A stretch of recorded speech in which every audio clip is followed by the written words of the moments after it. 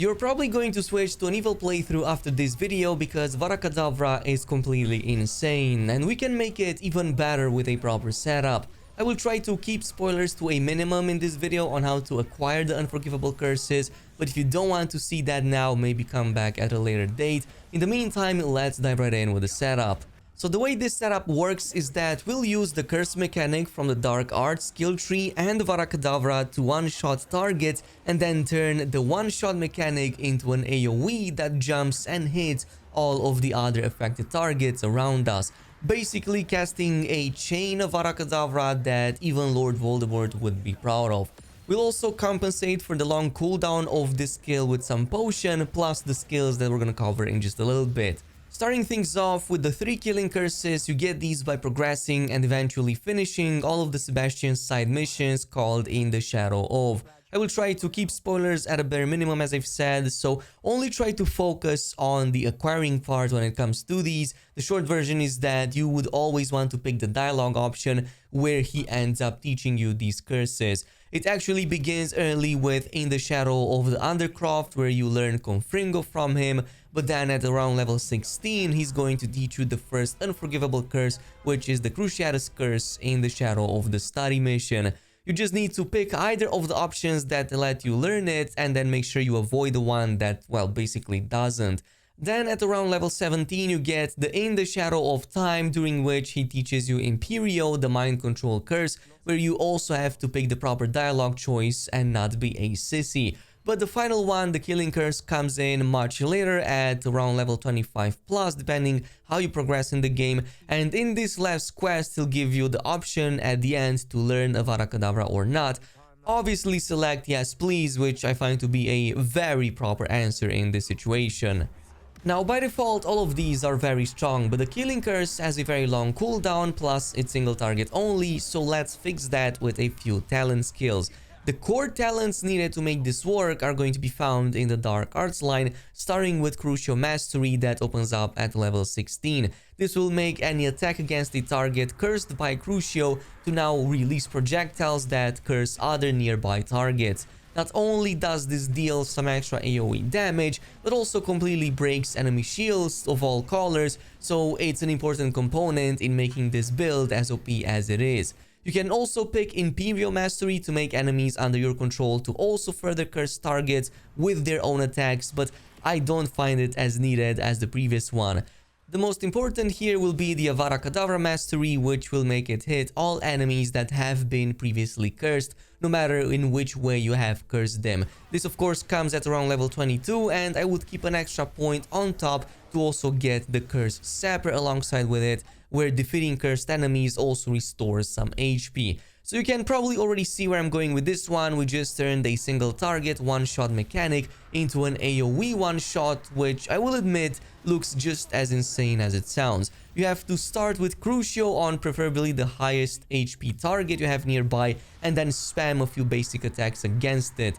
This will cause all of these projectiles to spread out on every hit, which will curse all of the targets that they come in contact with, including if they have shields or not. It doesn't really matter as all of them get broken.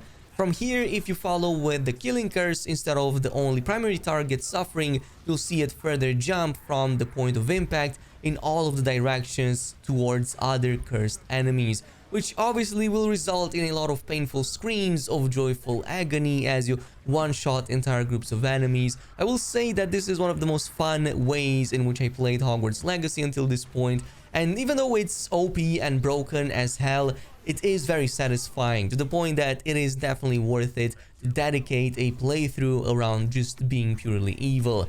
Now there's a few points you'll want to also add in on top of these to make this build even better. I definitely recommend getting the Stunning Curse even if you don't plan on learning the Unforgivable curses or if you don't plan on going with an evil build, since this will still let you further curse targets with Stupefy following a parry. And if you get the perfect Protego Mastery, since that one launches multiple Stupefies on a perfect parry, this literally means cursing even more targets with one single button press. Also Blood Curse, which goes in very well with this one, so that all targets that have been cursed will share a portion of that damage. This is excellent for any build actually, no matter which one of these spells you use, to share roughly 5 to 10% of the damage that you deal on the primary target. Plus, we have the healing we get from the Curse Sapper talent I talked about previously, which makes it amazing in case you're out of potions for some reason.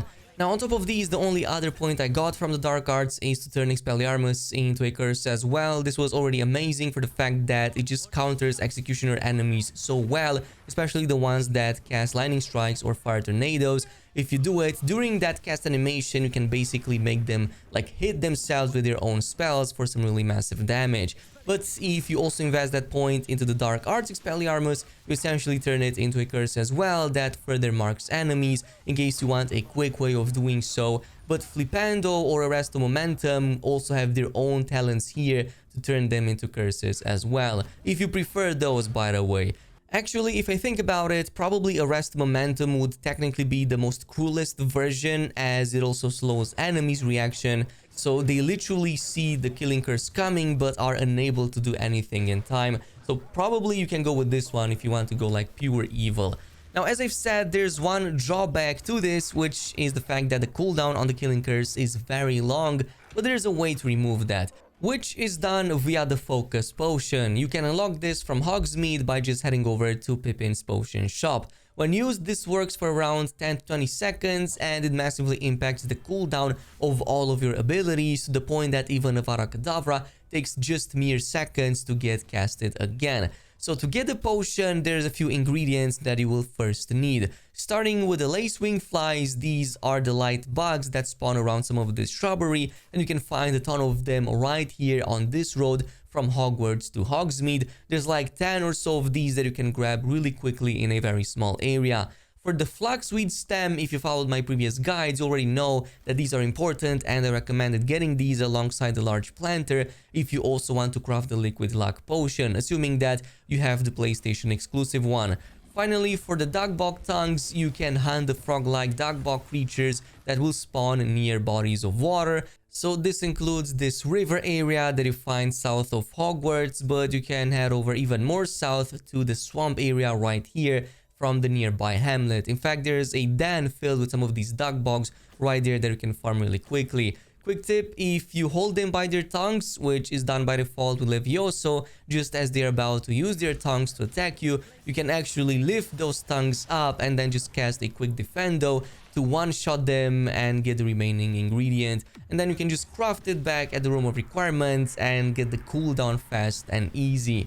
All I can say is that this is a lot of fun despite the fact that it's completely broken, and yes, there are some bosses that at least can counter you, but normal enemies and the ones you find in the wild, yeah, they are defenseless. One quick tip is that Imperio is still going to be quite useful in this setup too, especially if you still like to toy with your food a little bit. For example, I like using it on the biggest target, since that means they'll always deal the highest damage against other targets nearby, and I can also keep the primary one off me. Also, enemies affected by Imperio are considered unaware targets, so just like in the case of the ones that you take by surprise during stealth, you can also use Petrificus Totalis against the ones under your control. You can do so for as long as the Imperio duration is still going, and you can cast Petrificus Totalis multiple times until that cooldown ends.